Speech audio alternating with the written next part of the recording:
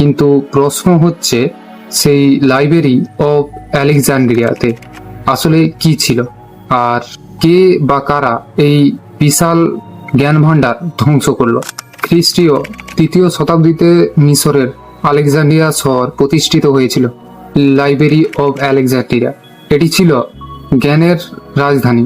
মিশর, গ্রিস, ভারত, পারস্য, চীন প্রত্যেক দেশের প্রাচীন স্ক্রল, পুঁথি ও জ্ঞান এখানে জমা হতো। আপনি কি কল্পনা করতে পারেন এক লাইব্রেরিতে পুরো পৃথিবীর জ্ঞান একসাথে রাখা ছিল? এটাই ছিল প্রাচীন বিশ্বের ভূগোল। কিন্তু এই লাইব্রেরির ভেতরে আসলে কি ছিল?